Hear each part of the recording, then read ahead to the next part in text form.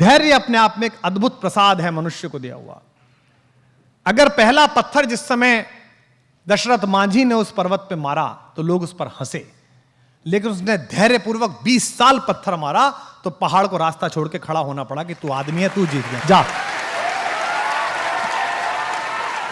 और मैं मानस भवन में खड़ा हूं, मैं फिर वहीं पर आता हूं, रामचरितमानस पढ़िए अपनी दादी के पास बैठ के, अपने दादा के पास बैठ के। राम का धैर्य देखिए।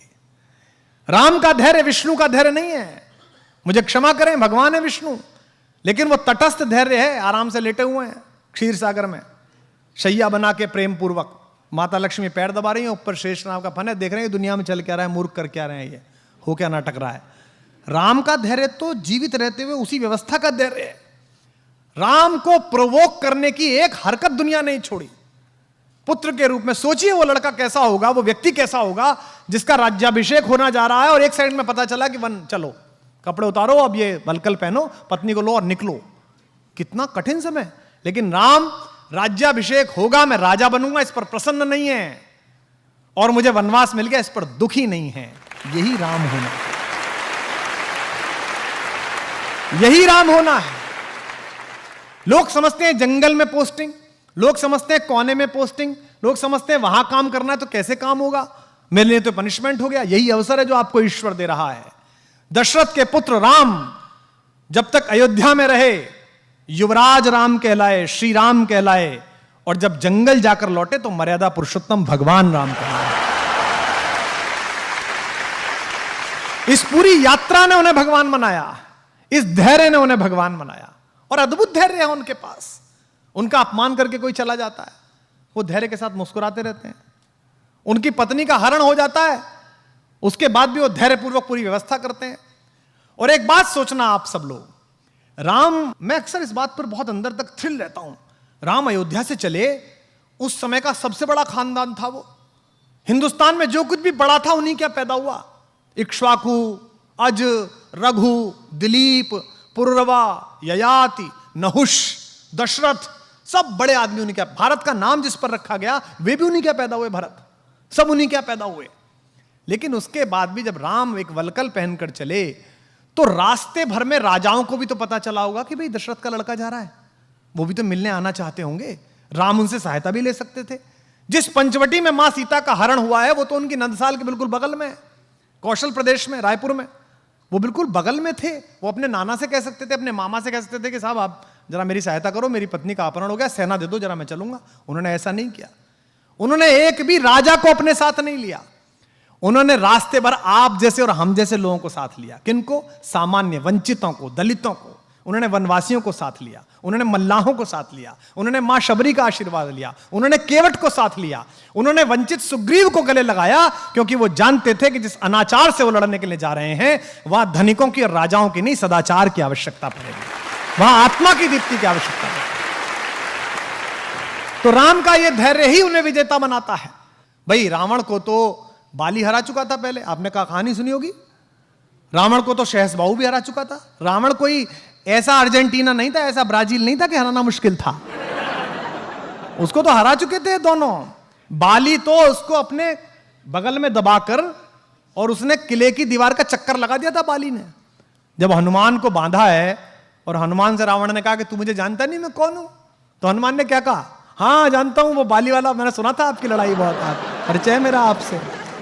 हनुमान ने क्यों कहा? ताकि उसका कॉन्फिडेंस लूज हो।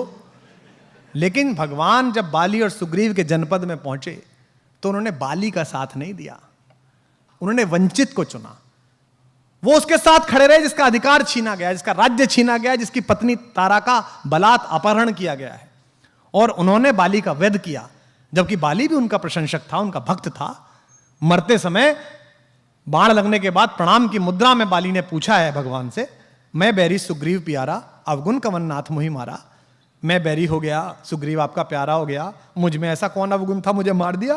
तो राम ने उसको उत्तर दिया कि अनुज वधु भगिनी सुत नारी, छोटे भाई की पत्नी, भगिनी बहन, सुत नारी बेटे की पत्नी, सुन सठ कन्या सम ए चारी। हे मूर्ख, ये चारों बेटी के बराबर होती हैं। इन्हें कुदृष्टि बिलो कहीं जो है, इन्हें गंदी दृष्टि से जो देखता है उसका वध करने में पुण्य मिलता है, पाप नहीं होता है। ये उसको उत्तर दिया उन्होंने भगवान।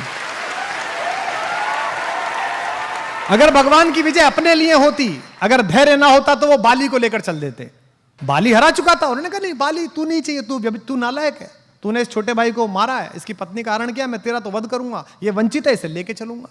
तो राम ने क्या किया, राम के साथ जितने लोग हैं, राम का धैर्य अद्भुत है। और यहां जो अध्यापक है उनसे निवेदन है, राम की लीडरशिप क्वालिटी अद्भुत है। राम ऐसे ही राम नहीं बने हैं। मत पढ़िए हिंदू होकर, इस परिसर में बहुत सारे इस्लाम मतावलंबी हमारे दोस्त बैठे होंगे और किसी जाति धर्म के लोग बैठे होंगे, कहानी की तरह पढ़िए और फिर देखिए कि राम जैसा लीडर कहीं नहीं है।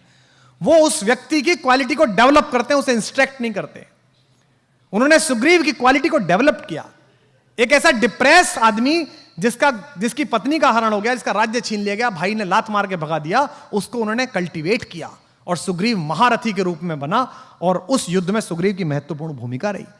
जिस समय हनुमान लंका के लिए रवाना हुए हैं, आप रामचरितमानस पढ़िए, अध्यात्म रामायण पढ़िए, श्रीमद् वाल्मीकि रामायण पढ़िए, कम्मन की रामायण पढ़िए, कहीं नहीं लिखा हुआ कि उन्होंने हनुमान से क्या कहा कि तुम क्या करना।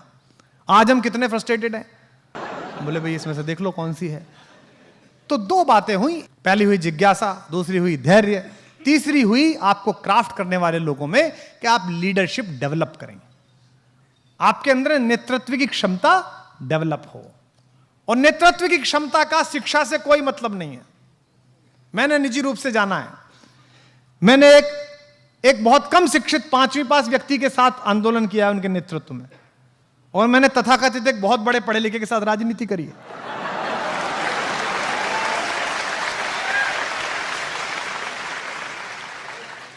नेतृत्व क्षमता का पढ़ाई लिखाई से कोई मतलब नहीं है। नेतृत्व क्षमता पैदा करना आपकी आत्मा की शुचिता पर निर्भर है। आपको जब यह लगता है, राम को भी तो लग सकता होगा कि यार हनुमान में इतना तेज है, कहीं यही ना राजा ना बन जाए, कहीं इसकी आरती ज्यादा ना होने लगे। और हमारे यहां तो मराठी में एक कथा भी आती है, प्रथम नागरिक मराठी भाषी हैं, तो मैंने एक लोकगीत में कथा सुनी वहां कि भाई जब नल और नील पत्थर तैरा राम लिख कर, तो भगवान राम अकेले बैठे थे, उन्होंने सोचा कि यार मैं भी तैरा दूं, तो उन्होंने एक पत्थर को उठाया और छोड़ा उस पर, तो वो डूब गया। तो उन्हें लगा यार आसपास कोई देख नहीं ले कि हमारे नाम पे काम चल रहा है और हमारा खुद का ही नहीं तैरा। तो उनके मुंह पर एक बड़ी लज्जा की संकोच की रेखा आई। तो उन्होंने नल नील की तरफ देखा, तो नल ने कहा कि प्रभु आप छोड़ दीजिए, हम बना लेंगे आप। तो उन्होंने कहा चलिए मैं नहीं बनाता, पर तुम्हारा कैसे तैर रहा है, मेरा क्यों नहीं तैर रहा। उन्होंने कहा हमने पत्थर पर राम लिखा, ये अमर नाम है, ये भवसागर को पार करने वाला नाम है। आपने पत्थर को छोड़ दिया, जिस पत्थर को स्वयं राम ने त्याग दिया उसे कौन उबारने वाला है भाई।